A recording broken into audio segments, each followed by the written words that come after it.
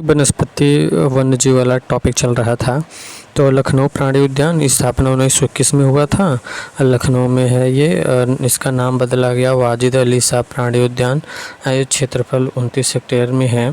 UP का सबसे पुराना प्राणी उद्यान है ये लखनऊ प्राणी उद्यान। लखनऊ प्राणी उद्यान 1921 में लखनऊ में नाम बदला गया वाजिद अली शाह प्राणी उद्यान। क्षेत्रफल 29 हेक्टेयर, यूपी का सबसे पुराना प्राणी उद्यान है। कानपुर प्राणी उद्यान की स्थापना 1971 में कराया गया। कानपुर प्राणी उद्यान 1971 में जनपद कानपुर में भारत का तीसरा सबसे बड़ा प्राणी उद्यान है, जबकि यूपी का प्रथम है। कानपुर प्राणी उद्यान 1971 में जनपद कानपुर भारत का तीसरा सबसे बड़ा प्राणी उद्यान है, जबकि यूपी का प्रथम है। कानपुर प्राणी उद्यान जो है ना 1971 में जनपद कानपुर में यूपी का तीसरा सबसे बड़ा प्राणी उद्यान है, जबकि यूपी का प्रथम है। ये कानपुर प्राणी उद्यान जो है 1971 जनपद कानपुर और भारत का तीसरा सबसे बड़ा प्राणी उद्यान है कानपुर, जबकि यूपी का भारत का तीसरा सबसे बड़ा प्राणी उद्यान है कानपुर, जबकि यूपी का प्रथम है। कानपुर प्राणी उद्यान ना यूपी का प्रथम बड़ा प्राणी उद्यान है। कानपुर प्राणी उद्यान 1971 भारत का तीसरा सबसे बड़ा प्राणी उद्यान है कानपुर प्राणी उद्यान, और जबकि यूपी का प्रथम है। गोरखपुर प्राणी उद्यान का नाम बदलकर अशफाकुल्ला खां प्राणी उद्यान रखा गया। 27 मार्च 2021 को अशफाकुल्ला खां 27 मार्च 2021 को। क्षेत्रफल 121 वर्ग किमी, यूपी का दूसरा सबसे बड़ा प्राणी उद्यान। क्षेत्रफल जो है 121 वर्ग किमी है, यूपी का दूसरा सबसे बड़ा प्राणी उद्यान है गोरखपुर प्राणी उद्यान। यूपी में वन्यजीव संरक्षण परियोजना जो है ये 1992 में स्टार्ट किया गया। यूपी में वन्यजीव संरक्षण परियोजना 1992 में। प्रोजेक्ट एलिफेंट स्टार्ट किया गया। प्रोजेक्ट एलिफेंट 1992 में। हाथियों का संरक्षण एवं आवास। हाथियों का संरक्षण एवं आवास एवं यूपी सहित 16 राज्यों में चल रही है। एलिफेंट रिजर्व की स्थापना बिजनौर व सहारनपुर के वन क्षेत्रों में 744 वर्ग किमी में। एलिफेंट रिजर्व की स्थापना बिजनौर व सहारनपुर के वन क्षेत्रों में 744 वर्ग किमी में चल रहा है। एलिफेंट रिजर्व की स्थापना बिजनौर व सहारनपुर के वन क्षेत्रों में 744 वर्ग किमी। प्रोजेक्ट डॉल्फिन, इसकी शुरुआत 2019 में।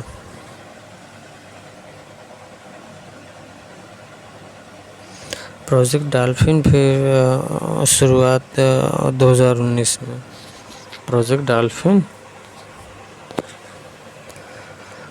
प्रोजेक्ट डॉल्फिन शुरुआत जो था 2019 को प्रधानमंत्री नरेंद्र मोदी की अध्यक्षता में राष्ट्रीय गंगा परिषद। प्रोजेक्ट डॉल्फिन जो है ये इसकी शुरुआत 2019 को हुआ था।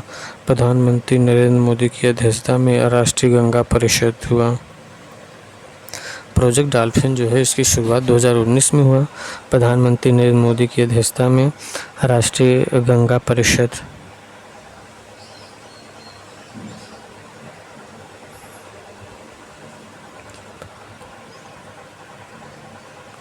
राष्ट्रीय गंगा परिषद नदी डॉल्फिन व समुद्री डॉल्फिन दोनों के संरक्षण हेतु।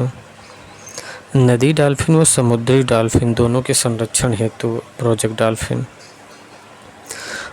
डॉल्फिन जो है ना, प्रोजेक्ट डॉल्फिन ये शुरुआत 2019 में नरेंद्र मोदी की अध्यक्षता में राष्ट्रीय गंगा परिषद।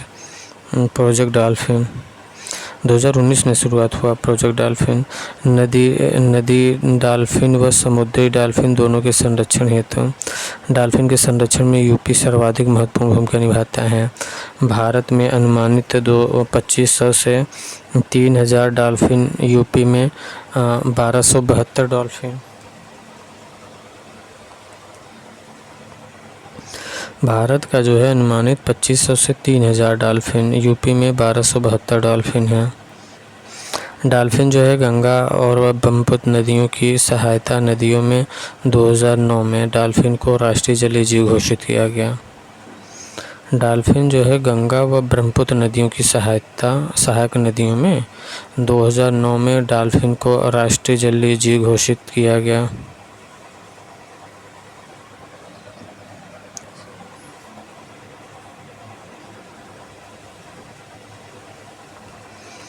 डॉल्फिन गंगा व ब्रह्मपुत्र नदियों की सहायक नदियों में 2009 में डॉल्फिन को राष्ट्रीय जलीय जीव घोषित किया गया। डॉल्फिन ना गंगा व ब्रह्मपुत्र नदियों की सहायक नदियों में 2009 में डॉल्फिन को राष्ट्रीय जलीय जीव घोषित किया गया। 2009 गंगा व ब्रह्मपुत्र नदियों की सहायक नदियों में 2009 में डॉल्फिन को राष्ट्रीय जलीय जीव घोषित किया गया। घड़ियाल संरक्षण स्टार्टिंग 1975 में है। घड़ियाल मीठे जल की मगरमच्छ प्रजाति है। घड़ियाल मीठे जल की मगरमच्छ प्रजाति है। 1975 में स्टार्ट किया गया था घड़ियाल संरक्षण 1975। ये चंबल नदी इसका महत्वपूर्ण आवास है। 75% वहाँ पे घड़ियाल रहती हैं। घड़ियालों के संरक्षण को बढ़ावा देने के लिए राष्ट्रीय चंबल वन्यजीव अभयारण्य व कतरनिया घाट वन्यजीव अभयारण्य बहराइच स्थापित किया गया है। यहाँ पे सही लिखा है कतरनिया वन्यजीव अभयारण्य जो है बहराइच में है।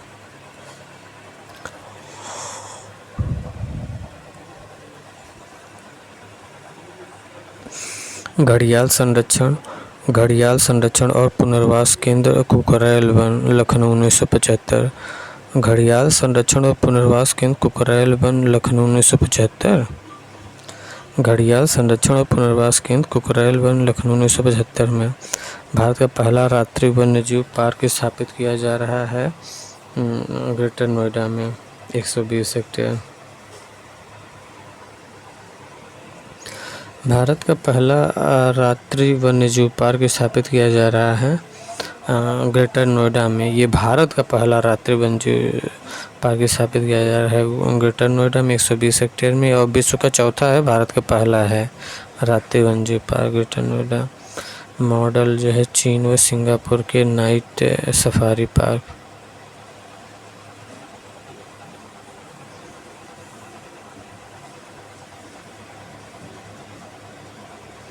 चीन व सिंगापुर के नाइट सफारी पार्क मॉडल, ये चीन व सिंगापुर के नाइट सफारी पार्क के मॉडल पे बनाए जा रहे हैं। लायन सफारी पार्क इटावा में है। ये राष्ट्रीय चंबल वन्यजीव विहार के अंतर्गत है। एशियाई बबर शेरों के प्रजनन की व्यवस्था है। अमनगढ़ टाइगर रिजर्व बिजनौर में है।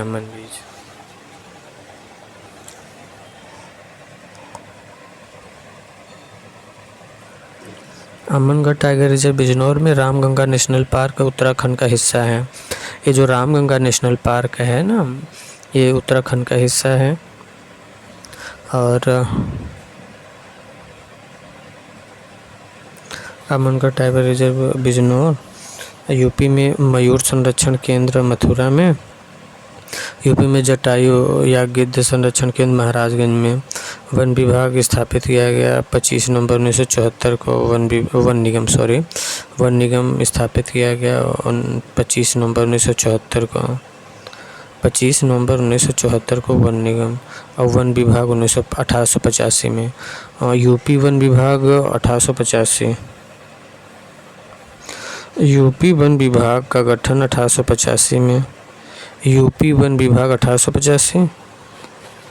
यूपी वन विभाग 1885। वन निगम 25 नवंबर 1974 को। वन निगम 25 नवंबर 1974 को। प्रथम जटायु गिद्ध संरक्षण केंद्र महाराजगंज। मयूर संरक्षण केंद्र मथुरा में। ये सब है। वनों से संबंधित योजनाएं।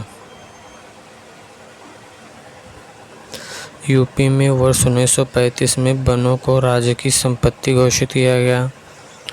यूपी में वर्ष 1935 में वनों को राज्य की संपत्ति घोषित किया गया।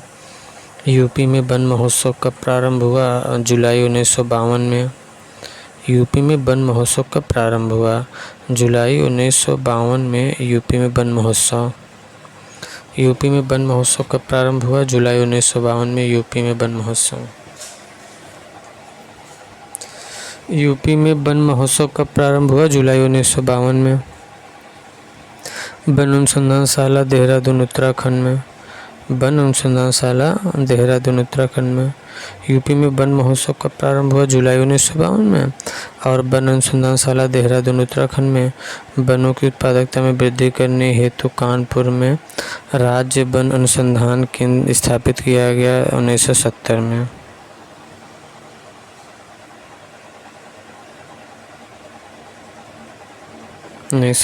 में।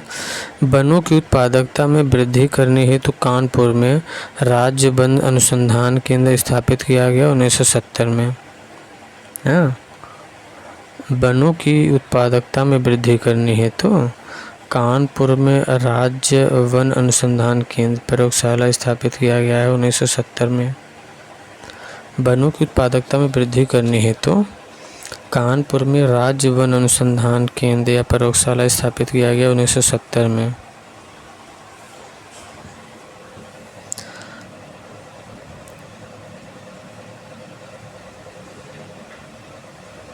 वन महोत्सव जुलाई 1952। वन अनुसंधानशाला देहरादून उत्तराखंड वनों की उत्पादकता में वृद्धि करने हेतु कानपुर में राज्य वन अनुसंधान केंद्र प्रयोगशाला स्थापित किया गया 1970 में।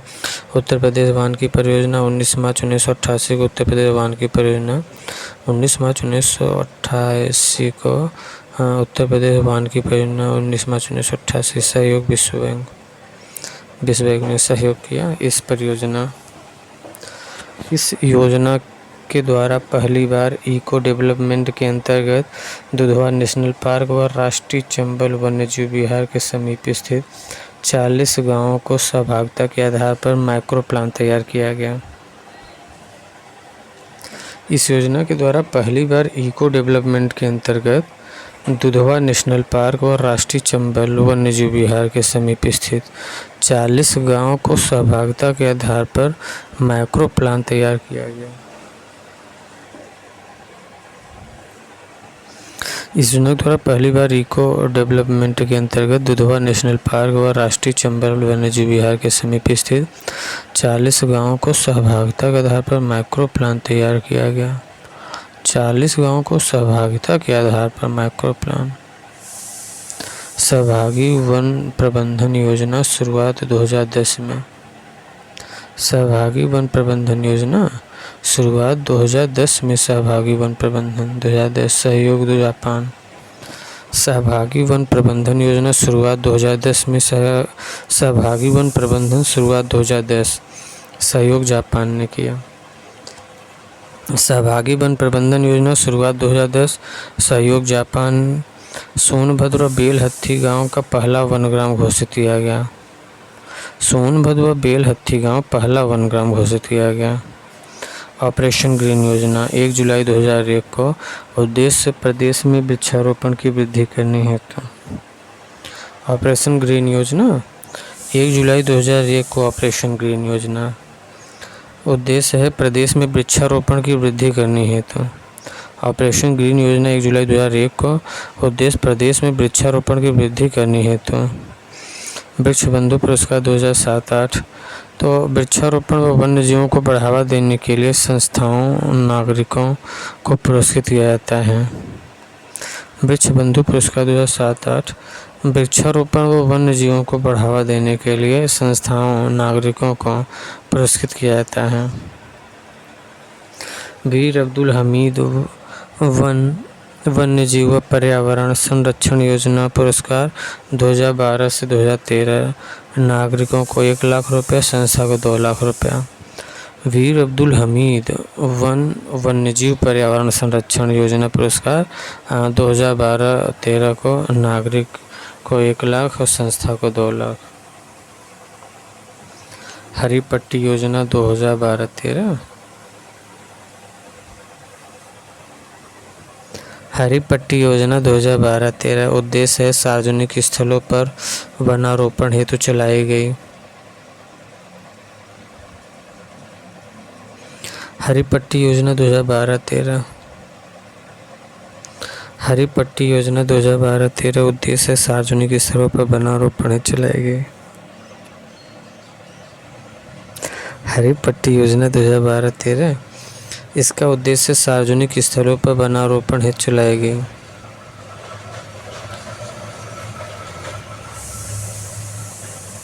हरित पट्टी योजना 2012-13 इसका उद्देश्य सार्वजनिक स्थलों पर वनारोपण हेतु चलाई गई। हरित पट्टी योजना 2012-13 जो है इसका उद्देश्य सार्वजनिक स्थलों पर वनारोपण हेतु चलाई गई। टोटल फॉरेस्ट कवर योजना 2014 से 2015।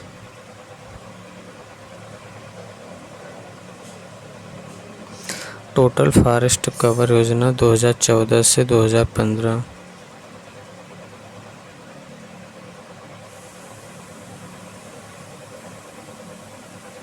टोटल फॉरेस्ट कवर योजना 2014-2015। टोटल फॉरेस्ट कवर क्या है? 2014-15 है total forest cover. Total forest cover योजना 2014-15 में तेंदुपत्ता संग्रहण तथा निस्तारण 1983 में राज्य वन निगम तेंदुपत्ता संग्रहण तथा निस्तारण 1983 में राज्य वन निगम। प्रमुख जनपद ललितपुर, झांसी, हमीरपुर, बांदा, वाराणसी, प्रयागराज, मिर्ज़ापुर, सोनभद्र, महाराजगंज में प्रमुख जनपद ये जो तेंदुपत्ता संग्रहण निस्तारण योजना है जो 1983 में आई है, ये राज्य वन निगम ये प्रमुख जनपद है जो यहाँ पे लागू है। ललितपुर में, झांसी में, हमीरपुर में, बांदा में, वाराणसी, प्रयागराज, मिर्ज़ापुर, सोनभद्र, महाराजगंज में।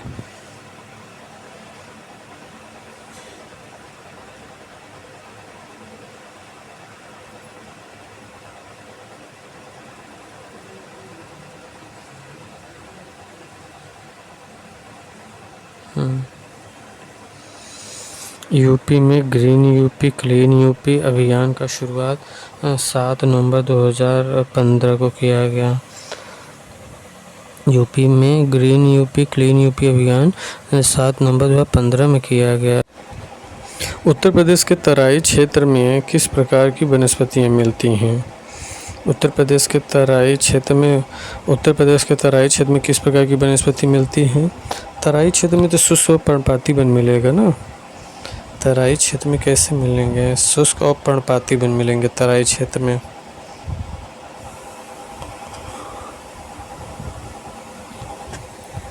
उष्णकटिबंधीय नम पर्णपाती वन उत्तर प्रदेश के किस क्षेत्र में पाया जाता है? ये भावर और तराई में।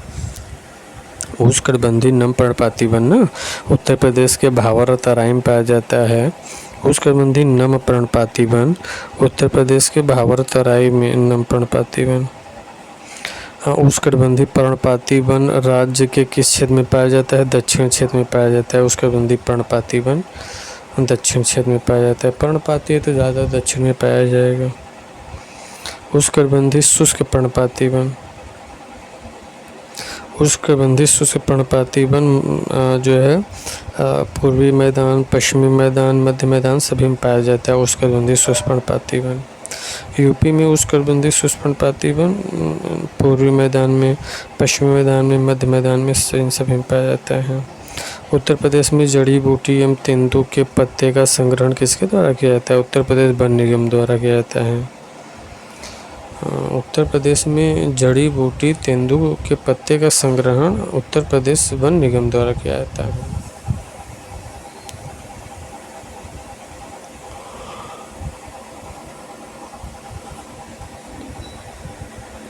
उत्तर प्रदेश राज्य के वन क्षेत्रों का कुल कितना भाग वनावरण है? वनावरण 9.1%। नहीं,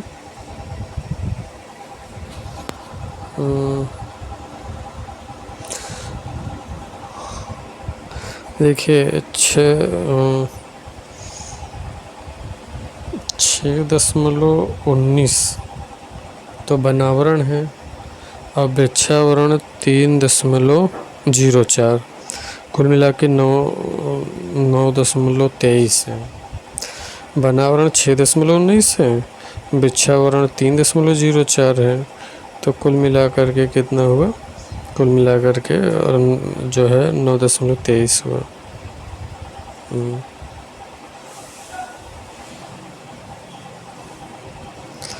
राष्ट्रीय वन नीति के अनुसार कुल भौगोलिक क्षेत्रफल के कितने भूभाग पर वन होने चाहिए? 33.33 ये राष्ट्रीय वन नीति के अनुसार। जिला पंचायतों एवं नगर निगमों के नियंत्रण में रहने वाले वन को कहते हैं सामुदायिक वन। जिला पंचायतों एवं नगर निगमों के नियंत्रण में रहने वाले वन को क्या कहा जाता है? सामुदायिक वन कहते हैं। उत्तर प्रदेश सरकार द्वारा संचालित सहभागी वन प्रबंधन एवं निर्धनता उन्मूलन योजना किस देश के सहयोग से चलाई जा रही है? जापान द्वारा चलाया जा रहा है। उत्तर प्रदेश सरकार द्वारा संचालित सहभागी वन प्रबंधन एवं निर्धनता उन्मूलन योजना। सहभागी वन प्रबंधन एवं निर्धनता उन्मूलन योजना किस देश के सहयोग से चलाया जा रहा है? जापान द्वारा। सहभागी वन प्रबंधन एवं निर्धनता उन्मूलन योजना जापान के सहयोग से। सहभागी वन प्रबंधन एवं निर्धनता उन्मूलन योजना किस देश के सहयोग से? जापान के सहयोग से। देवदार, स्प्रूस व ओक के वृक्ष। ओक के वृक्ष उत्तर प्रदेश के किस वन प्रदेश में पाए जाते हैं? समशीतोष्ण। देवदार, स्प्रूस व ओक के वृक्ष उत्तर प्रदेश के किस वन प्रदेश में पाए जाते हैं? समशीतोष्ण के द्वारा।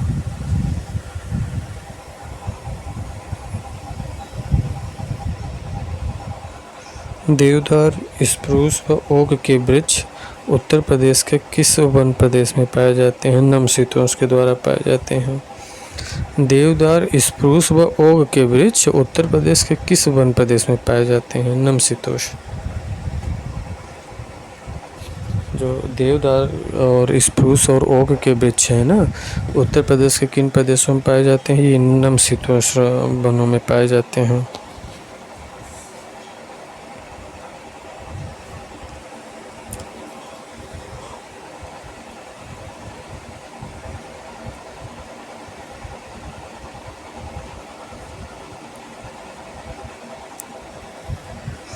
उत्तर प्रदेश के किस जिले में सर्वाधिक प्रसिद्ध वन क्षेत्र है? सोनभद्र में सर्वाधिक वन है।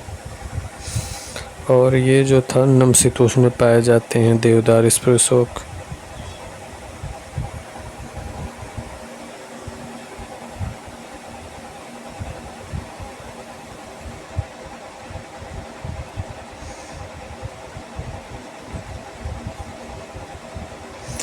उत्तर प्रदेश में सामाजिक वानिकी। उत्तर प्रदेश में सामाजिक वानिकी कब प्रारंभ हुई? 1979-80 में। उत्तर प्रदेश में सामाजिक वानिकी कब प्रारंभ हुई? 1979-80 में।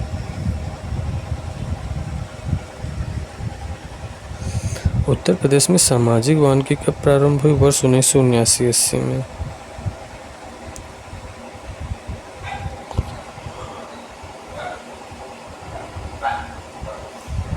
वृक्ष बंधु पुरस्कार योजना कब से चलाई जा रही है? 2007-08। वृक्ष बंधु पुरस्कार योजना 2007-08 से चलाई जा रही है। वृक्ष बंधु पुरस्कार योजना कब से? 2007-08 से वृक्ष बंधु पुरस्कार चलाए जा रहे हैं। उत्तर प्रदेश का पहला ग्राम वन किस जनपद में है? सोनभद्र में है पहला वन ग्राम। पहला ग्राम वन ना किस जनपद में है? सोनभद्र बेलहत्थी गांव में है।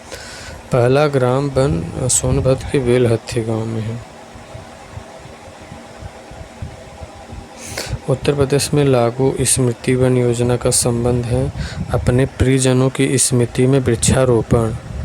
उत्तर प्रदेश में लागू स्मृति वन योजना का संबंध अपने प्रियजनों की स्मृति में वृक्षारोपण है। उत्तर प्रदेश में लागू स्मृति वन योजना का संबंध अपने प्रियजनों की स्मृति में वृक्षारोपण। स्मृति वन अपने प्रियजनों की स्मृति में वृक्षारोपण।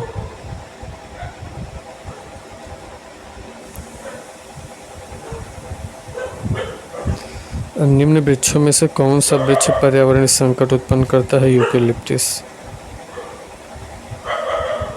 उत्तर प्रदेश वन निगम कब स्थापित किया गया? 25 नवंबर 1974 को।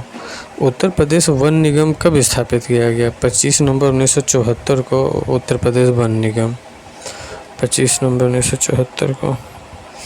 आम, जामुन, पीपल, नीम के वृक्ष उत्तर प्रदेश के किस वन प्रदेश में मिलते हैं? उष्णकटिबंधीय कटीली झाड़ियों के वन प्रदेश। आम, जामुन, पीपल व नीम के वृक्ष उत्तर प्रदेश के किस वन प्रदेश में मिलते हैं? उष्णकटिबंधीय कटीली झाड़ियों के वन प्रदेश में मिलते हैं। आम, जामुन, पीपल व नीम के वृक्ष उत्तर प्रदेश के किस वन प्रदेश में मिलते हैं? उष्णकटिबंधीय कटीली झाड़ियों में मिलते हैं आम, जामुन, पीपल, नीम के वृक्ष।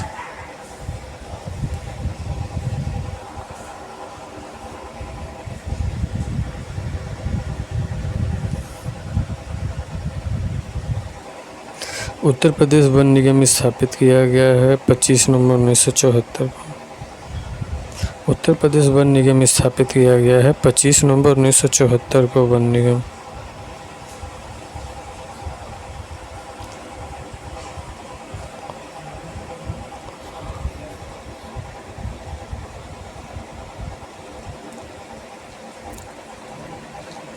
वही 33% वन चाहिए कुल मिला के। निम्नलिखित कार्यक्रम पर विचार कीजिए, क्या सही है? 1 2 3 4 सही है कि वनीकरण और व्यर्थ भूमि विकास, ये सब क्या कह रहे हैं कि कौन सा कथन सही है कि वनीकरण और व्यर्थ भूमि विकास, पुनर्नवीनीकरण, ये राष्ट्रीय वन नीति के बारे में कह रहे हैं कि कीड़ानाशकों कीटनाशकों के व्यापक प्रयोग का संवर्धन राष्ट्रीय वन नीति 1988 में सम्मिलित है। ये सब राष्ट्रीय वन नीति 1988 में शामिल है।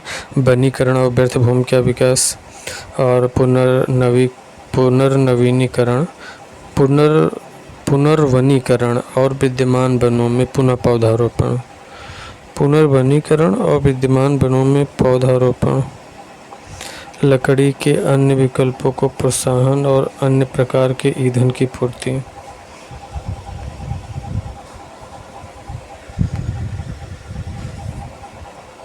लकड़ी के अन्य विकल्पों को प्रोत्साहन और अन्य प्रकार के ईंधन की पूर्ति। कीड़ानाशकों और कीटों से होने वाले क्षय से वन क्षेत्र की हानि रोकने के लिए। कीड़ानाशकों और कीटों से होने वाले क्षय से वन क्षेत्र की हानि रोकने के लिए। पीड़कों और कीटों से होने वाले क्षय से वन क्षेत्र की हानि रोकने के लिए कीड़ानाशकों और कीटनाशकों के व्यापक प्रयोग का संवर्धन राष्ट्रीय वन नीति 1988 में सम्मिलित हुई।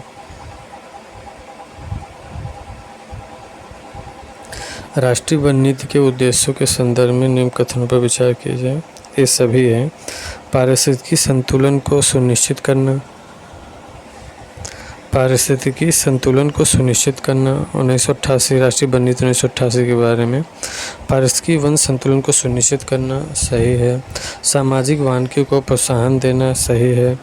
और देश के कुल भूमि का 1/3 वन आच्छादित करना बिल्कुल सही है।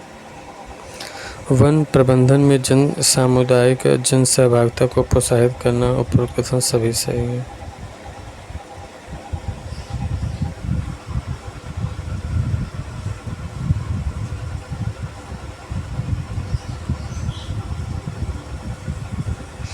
राष्ट्रीय वन नीति में भारत के कुल भौगोलिक क्षेत्र के कितने प्रतिशत पर वन रखने का लक्ष्य रखा गया है? 1/3। राष्ट्रीय वन नीति में भारत के कुल भौगोलिक क्षेत्रफल के कितने प्रतिशत पर वन रखने का लक्ष्य है? 1/3 पे। राष्ट्रीय वन नीति में भारत के कुल भौगोलिक क्षेत्र के कितने प्रतिशत पर वन रखने का लक्ष्य है? 1/3। हमारे देश में निम्नलिखित राज्यों में से किस राज्य में वन का सर्वाधिक क्षेत्र है? मध्य प्रदेश में वन का सर्वाधिक क्षेत्र। भारत के कुल क्षेत्रफल में वनों का क्षेत्रफल कितना है? 24.5%। भारत के कुल क्षेत्रफल में वनों का क्षेत्रफल 24.5% है। भारत के कुल क्षेत्रफल में वनों का क्षेत्रफल 24.5%।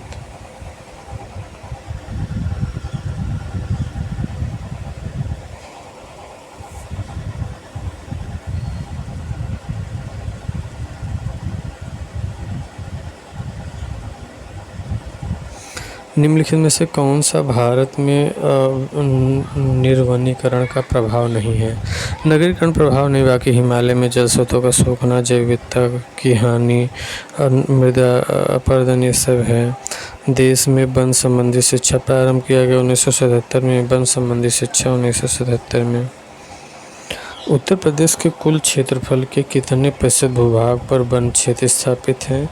6.88% है।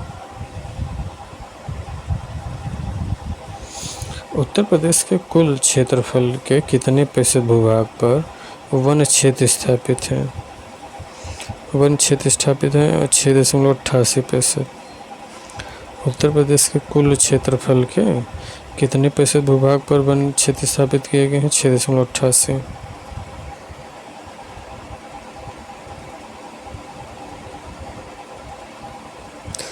ये कितने प्रतिशत भूभाग पर वन क्षेत्र स्थापित किए गए हैं? 688।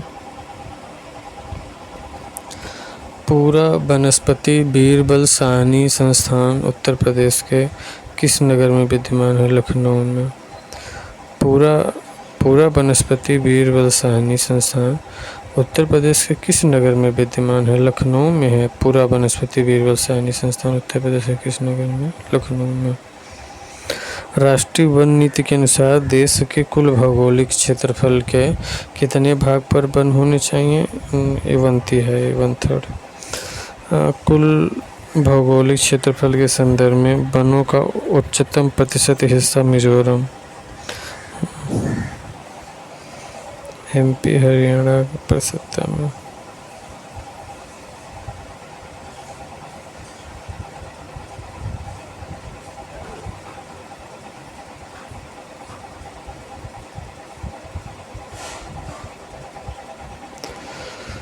वन नवीकरण संसाधन है।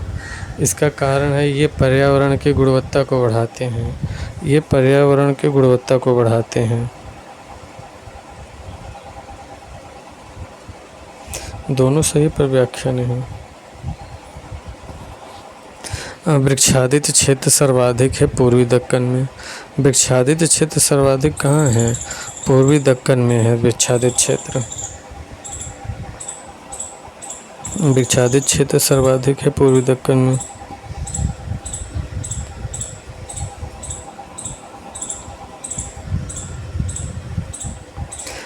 वृक्षादित क्षेत्र सर्वाधिक है पूर्वी दक्कन में। वृक्षादित क्षेत्र सर्वाधिक है पूर्वी दक्कन में। भारत के कुल भौगोलिक क्षेत्रफल में सघन वनावरण का प्रतिशत है 12% है।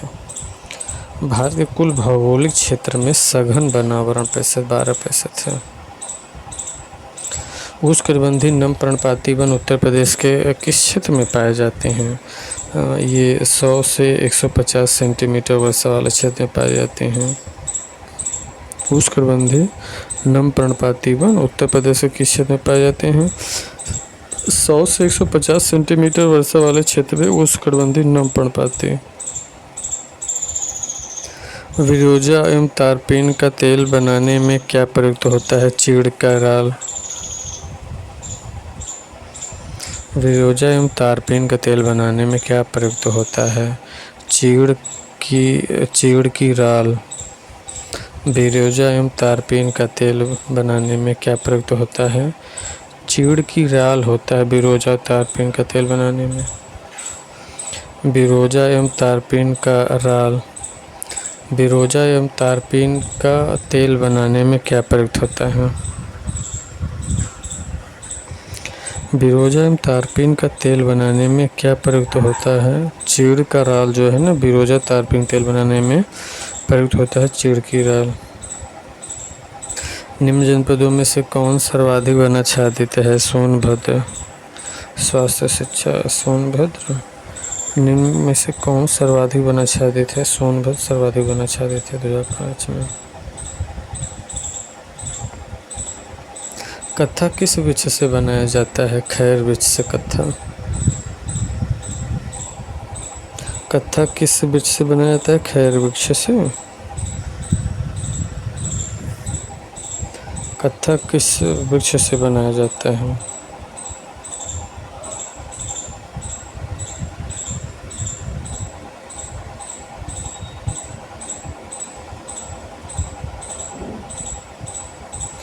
कत्था किस वृक्ष से बनाया जाता है? खैर वृक्ष से बनाया जाता है कत्था।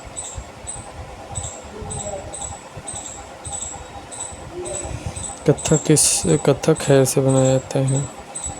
वन अनुसंधान संस्थान देहरादून में है। वन अनुसंधान संस्थान देहरादून में। चिपको आंदोलन मूल रूप से किसके विरुद्ध था? वन कटाई के। वनों से होने वाले लाभों में से निम्न में से कौन सा सही है? सभी है। आर्थिक आय का साधन, रोजगार की प्राप्ति और भूमि कटाव पर रोक। वनों से होने वाले लाभों में से निम्न में से कौन सा सही है? सभी सही है। आर्थिक आय का साधन, रोजगार की प्राप्ति, भूमि कटाव पर रोक। वनों से होने वाले लाभों में से निम्न में से कौन सा सही है? सभी सही है। आर्थिक आय का साधन, रोजगार की प्राप्ति, भूमि कटाव पर रोक। निम्न में से कौन सा वृक्ष दो जो कभी सामाजिक वानिकी में लोकप्रिय था पर अब एक पारिस्थितिकी आतंकवादी माना जाता है? यूकेलिप्टस।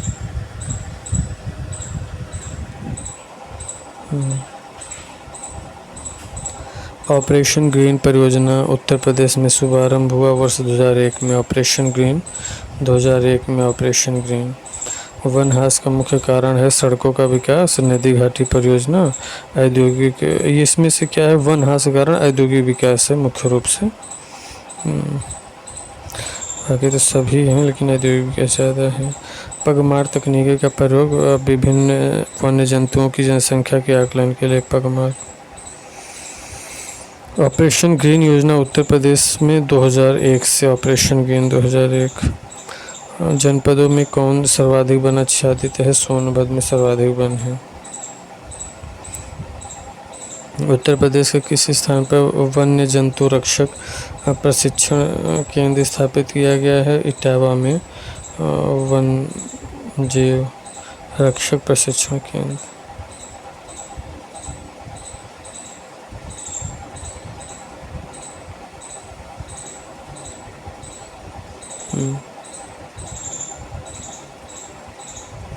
उत्तर प्रदेश में किस स्थान पर वन्य जंतु रक्षक प्रशिक्षण केंद्र स्थापित किया गया है? इटावा में किया गया है वन्य जीव रक्षक प्रशिक्षण केंद्र वन इटावा में। जीव मंडल आरक्षित परिरक्षण क्षेत्र है। आनुवंशिक भिन्नता। जीव मंडल आरक्षित परिरक्षण क्षेत्र आनुवंशिक भिन्नता है।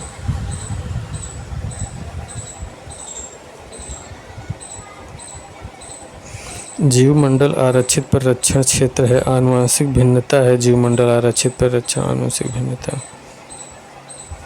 उत्तर प्रदेश का सबसे छोटा पक्षी विहार कौन सा है? पटना पक्षी विहार सबसे छोटा है। लाख बहुशत सबसे बड़ा है। उत्तर प्रदेश के किस जनपद का अति सघन वन क्षेत्रफल सर्वाधिक है? सोनभद्र। उत्तर प्रदेश के किस जनपद का अति सघन वन क्षेत्रफल सर्वाधिक है? सोनभद्र। उत्तर प्रदेश में बनावरण पक्षी विहार कहाँ स्थित है? उन्नाव में है। बनावरण पक्षी विहार उन्नाव में। 1984 में बनावरण नवाबगंज पक्षी विहार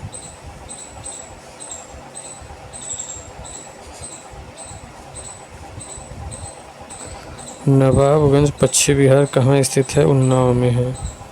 नवाबगंज पक्षी विहार ना। नवाबगंज पक्षी विहार कहाँ? उन्नाव में।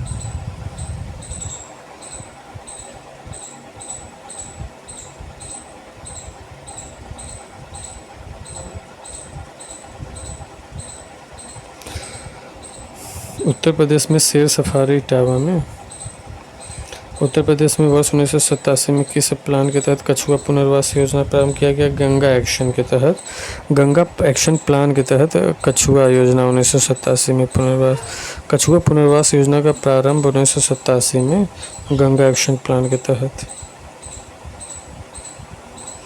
बखीरा पक्षी विहार कहाँ स्थित है? संत कबीर नगर में बखीरा पक्षी विहार।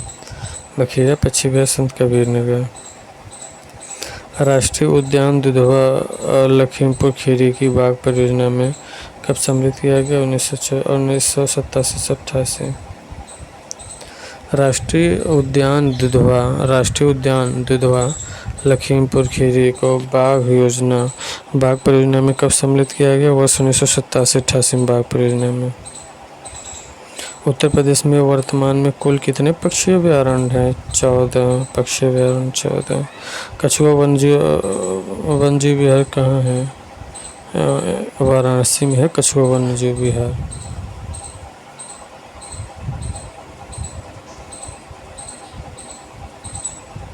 कछुआ वन्यजीव विहार वाराणसी में। भारत में प्रोजेक्ट टाइगर प्रारंभ किया गया 1973।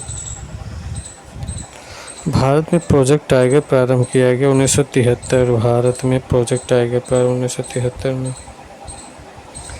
सरकारी बाघ परियोजना का उद्देश्य है भारतीय बाघ को समाप्त करने से बचाना। भारतीय बाघ को समाप्त होने से बचाना है और सरकार की बाघ परियोजना का उद्देश्य। निम्नलिखित अभयारण्यों में से कौन संरक्षित प्रजातियों से सुमेलित नहीं है? पेरियार हाथी ये सुमेलित नहीं है। जिम कॉर्बेट बाघ सही है। घाना शेर है। काजीरंगा गेंडा है। पेरियार हाथी नहीं।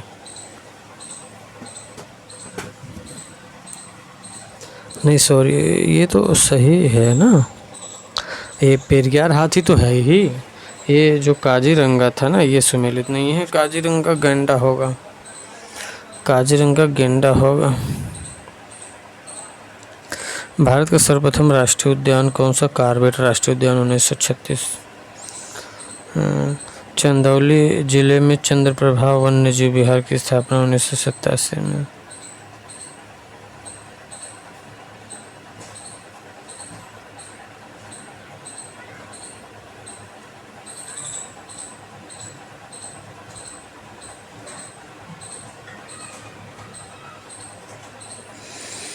चंदौली जिले में चंद्रप्रभा वन्यजीव विहार की स्थापना किस वर्ष की गई? 1957 में।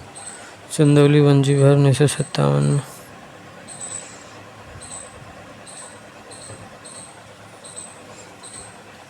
उत्तर प्रदेश में सुरहा ताल पक्षी विहार अवस्थित है। ये बलिया में।